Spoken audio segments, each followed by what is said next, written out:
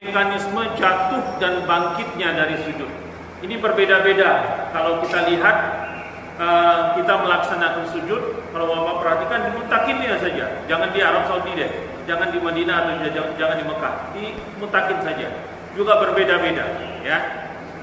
Ada yang kakinya duluan, ada yang tangannya duluan ya. Kita lihat dalil-dalilnya ya. Dari mana itu pendapat-pendapat tersebut.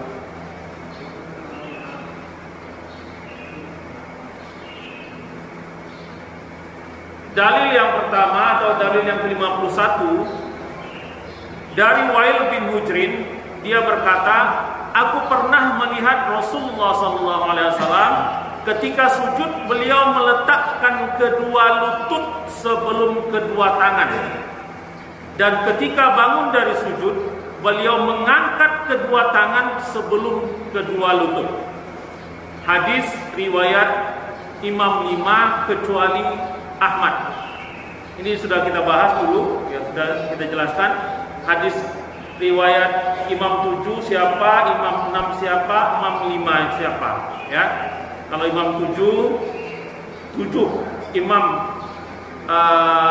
ahli hadis tersebut, Imam Bukhari, Imam Muslim, Abu Daud, Tirmizi, Nasai, Ibnu Majah, dan Imam Ahmad. Kalau 6 itu berarti tanpa Imam Ahmad. Kalau 5 tanpa Bukhari dan Muslim. Ya, itu sudah kita bahas. Ya. Jadi dalam hadis yang ke-51A ini meletakkan kedua lutut sebelum kedua tangan. Dan ketika bangun dari sujud beliau mengangkat kedua tangan sebelum kedua lutut. Ya. Nanti kita praktekkan, ya. Hadis yang ke-51B dari Ibnu Umar radhiyallahu an, aku melihat Nabi SAW apabila sujud meletakkan kedua lututnya sebelum kedua tangannya. Hadis riwayat Imam yang 4. Imam 4. Hadis yang ke-52 dari Abu Hurairah, Rasulullah berkata, jika salah seorang di antara kalian hendak sujud, maka janganlah berlutut seperti onta. Turunkanlah kedua tangan terlebih dahulu, baru kemudian kedua lutut. Jadi dalam hadis yang ke-52 ini, pada bagian awalnya disebutkan jangan kalian berlutut seperti berlututnya onta. Di bagian akhirnya turunkanlah kedua tangan terlebih dahulu, baru kemudian kedua lutut. Hadis ini adalah hadis riwayat Ahmad, Abu Daud, Nasai, dan Tirmizi. Ya. Kita perhatikan hadis 51A dan 51B. Itu yang duluan adalah lutut, ya. Kemudian baru telapak tangan. Berangkat pun sama. 51A yang duluan berangkat adalah tangan, kemudian baru lutut. Ini kontradiktif dengan hadis yang ke-52. Hadis ke-52 mengatakan turunkan kedua tanganmu terlebih dahulu, baru kemudian kedua lututmu. Beda ya, yang duluan. Di antara 51A, 51B dengan 52. Ya. Nah, perbedaan ini dipelajari atau dikomentari oleh para ulama. Ya. Komentarnya saya bawakan sedikit saja. Panjang sih, banyak komentarnya sebenarnya. Imam Al-Khattabi, hadis Wail bin Hujrin, hadis yang ke-51, ya, lebih sahih daripada hadis Abu Hurairah, hadis yang ke-52. Namun Ibnu Sayyidun Nas, hadis yang meletakkan kedua tangan sebelum kedua lutut, lebih rajih, ya, lebih rajih. Ini pendapat, beda pendapatnya antara kedua ulama ini. Kemudian At-Tirmizi mengatakan hadis Abu Hurairah ini, hadis Abu Hurairah itu hadis yang ke-52, ya. Hadis Abu Hurairah ini yang 52. Hadis Abu Hurairah ini adalah hadis gharib. Ya. Hadis Abu Hurairah ini disebutkan oleh Imam At-Tirmizi adalah hadis yang gharib. Hadis gharib itu apa? Juga sudah kita bahas ya, hanya kita selalu kita jelaskan sedikit. Ada hadis masyhur, ada hadis aziz, ada hadis gharib. Hadis gharib itu adalah hadis yang hanya ada satu jalur periwayatan. Ya, hadis gharib adalah hadis yang hanya ada satu periwayatan, hanya satu jalur saja periwayatannya. Ini disebut dengan hadis gharib. Ibnu Qayyim al-Jauziyah mengatakan ada keanehan dari matan hadis dari Abu Hurairah ini. Ya, jadi hadis 52 ini dikomentari oleh Ibnu Qayyim al-Jauziyah. Ada keanehan dari matan hadis ini. Matan itu isi, bukan jalur ya, bukan sanad, tapi isinya. Apa yang dimaksud dengan ada keanehan oleh Ibnu Qayyim al-Jauziyah? Pada bagian awal hadis ini mengatakan bahwa janganlah berlutut seperti berlututnya onta. Ya. Kemudian pada bagian akhirnya disebutkan bahwa turunkan kedua tangan terlebih dahulu, baru kemudian kedua lutut. Sementara diketahui bahwa onta itu kalau dia duduk atau dia turun, itu yang duluan turun adalah kaki depan. Ya, kaki depan duluan turun, baru kaki belakang. Perhatikan kalau bapak-bapak pernah memperhatikan onta, ya, dia duduk itu selalu depannya duluan, yang depan, kaki depan yang duluan, ditekuk, kemudian baru nekuk kaki belakang. Sama dengan waktu dia berdiri. Waktu dia berdiri, kaki belakang duluan yang diangkat, dikembalikan. Baru yang terakhir itu adalah kaki depan.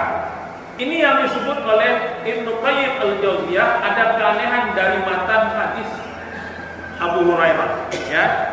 Kemudian Imam An-Nawawi mengatakan bahwa tidak ada tarjih antara kedua pendapat itu. Ya. Jadi kalau saya praktekkan,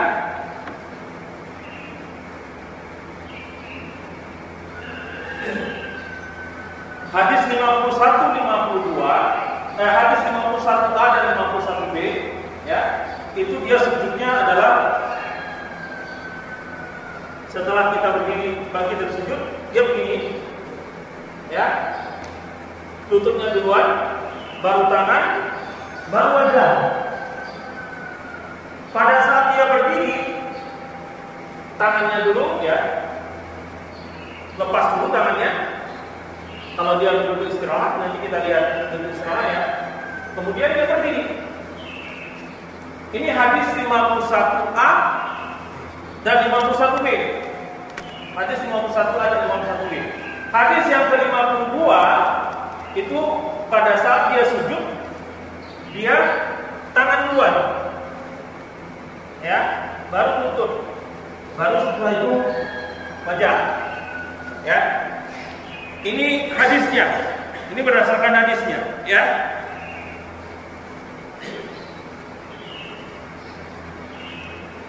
Nah, di dalam fikih keempat imam mazhab memilih mana yang dipilih oleh keempat imam mazhab tersebut. Di dalam mazhab Syafi'i, mazhab Hanafi dan mazhab Hambali disunahkan meletakkan kedua lutut terlebih dahulu sebelum tangan, ya. Meletakkan kedua lutut terlebih dahulu sebelum tangan. Jadi yang diambil adalah hadis 51A dan 51B. Kemudian mazhab Maliki, dia sendirian ya, mazhab Maliki ini mendahulukan kedua telapak tangan sebelum lutut. Jadi ngambil hadis yang nomor 52. Ya. Kita lihatkan dulu, ya. Ini cara jatuh. Ini jatuhnya, ya. Ini jatuhnya. Kemudian cara berdiri dari sujud, mazhab Syafi'i dan mazhab Maliki hendaknya dengan cara menekan kedua telapak tangan ke lantai, mendahulukan mengangkat lutut sebelum tangan. Perhatikan, di sini Syafi'i duluan lutut ya waktu jatuh. Tapi di sini Syafi'i duluan lutut, dia mengangkatnya ya. Sementara Hanafi dan Hambali konsisten, dia lutut duluan, maka ini mendahulukan mengangkat tangan sebelum lutut ya. Jadi kalau saya jelaskan,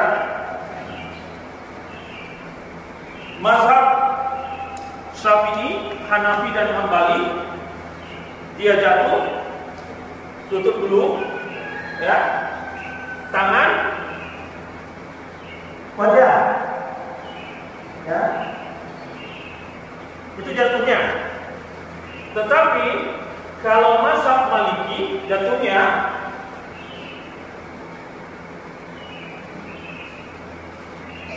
ya baru aja, jadi tangan dulu. Pada saat berangkat, pada saat naik ya, mazhab Syafi'i dan mazhab Maliki sama ya, mazhab Syafi'i dan mazhab Maliki sama. Kalau dia istirahat,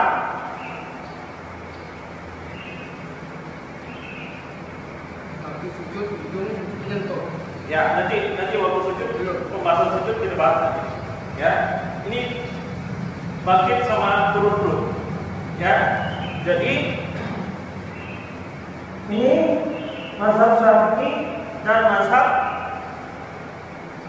Maliki. Ada yang tidak tanpa duduk istirahat ya, itu tanpa istirahat dengan telapak tangan ya. Ini jelas menyebutkan ya, cara berdiri dan sujud. Syafi'i Maliki hendaknya dengan cara menekan kedua telapak tangan ke lantai, mendahulukan mengangkat lutut sebelum tangan.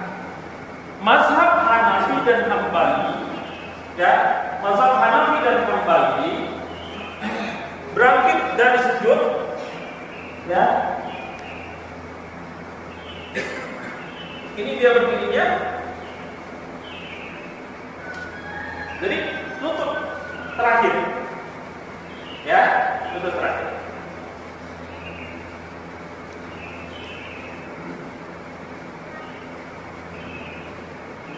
Nah, ini dulu. Saya tahu pertanyaannya. Gak usah ditanyain, saya jawab. Begini kan, ya. Dari keempat imam mazhab, tidak ada yang melakukan seperti itu. Kalau Bapak melihat, ada yang bertepatan dengan pinggul kepala. Ya, ini ketemu di dalam kitab Sifat Sholat Nabi karangan Albani ya, karangan Albani. Kenapa? Karena mazhab Syafi'i yang mengatakan bahwa dia bertelekan itu dengan telapak tangan ya, bukan dengan ujung tangan. Dari mana dia mengambil pengertian itu? Ternyata Albani memahami bahwa menekan ya, dengan cara menekan kedua, menekan itu adalah dengan bagian yang terkuat di dalam tangan ya. Bagian yang terkuat itu adalah tinju, bukan telapak tangan ya. Jadi perbedaan interpretasi di dalam mentalirkan dan menggunakan dalil ya. Jadi Albani mengatakan bahwa yang terkuat itu, dan memang yang terkuat itu yang paling gampang ya ini ya, paling kuat. Apalagi kayak orang-orang muslim seperti saya ya, agak duduk yang daripada begini lebih gampang begini. Kenapa? Karena begini jarak ini nempel, tapi ini lebih jauh sehingga berdirinya lebih gampang ya. Jadi Albani menjelaskan bahwa menekan itu adalah dengan bagian yang terkuat dari tangan. Ya. Ada lagi yang mengatakan bahwa Albani juga menafsirkan bahwa seperti istilahnya adalah hadis dengan tinju. Hadis membuat kue. Bikin kue itu dengan tinju. Jadi bukan dengan telapak tangan. Di situ munculnya, ya, munculnya pakai tinju itu. Tetapi baik Syafi'i ataupun Maliki yang berdiri dengan kedua tangannya adalah menggunakan telapak tangan. Ya, terjawab ya.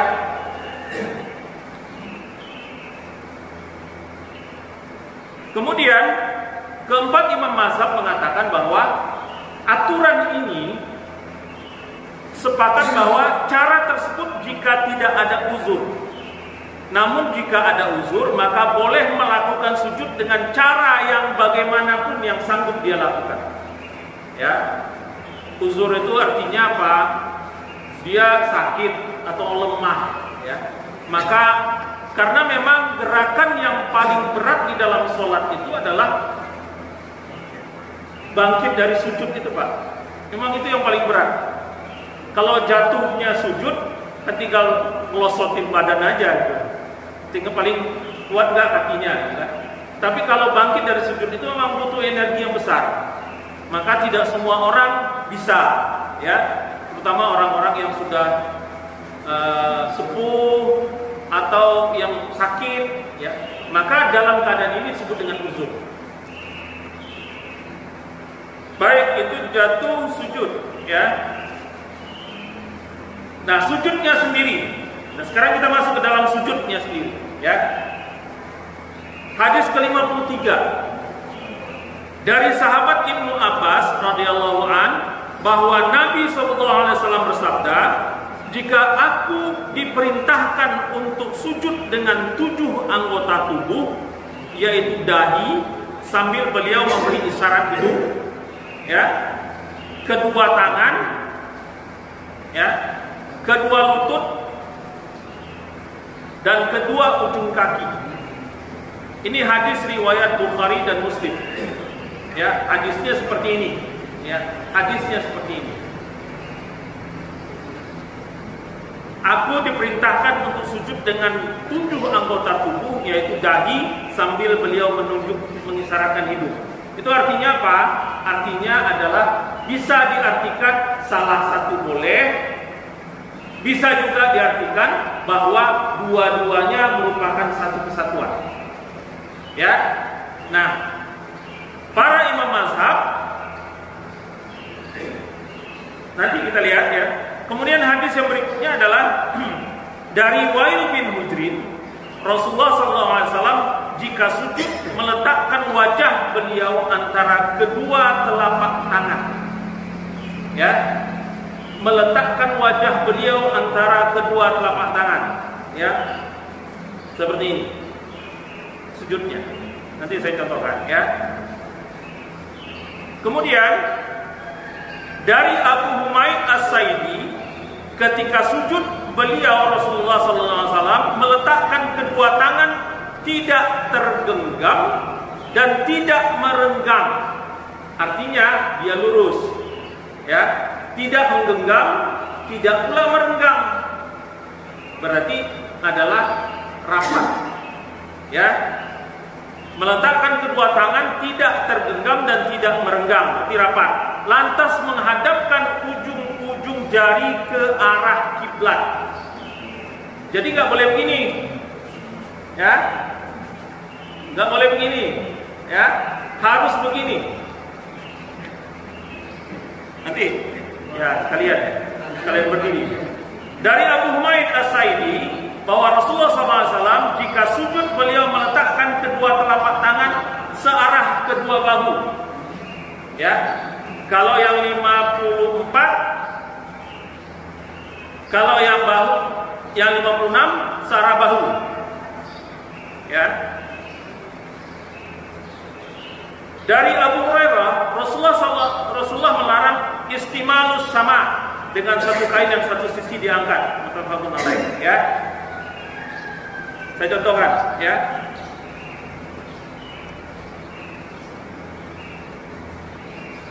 Hadis yang pertama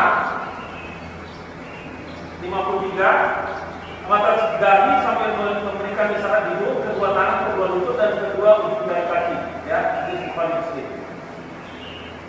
Ini sama, ya. Hadis ini menyatakan penggunaan. Ini nempel, ya. Dahi nempel, ini nempel, ya. Dahi nempel, ini nempel. Jadi dua-duanya nempel. Kalau saya agak mancung, alhamdulillah, jadi kan betul suka. Yang atas saya yang pesek-pesek.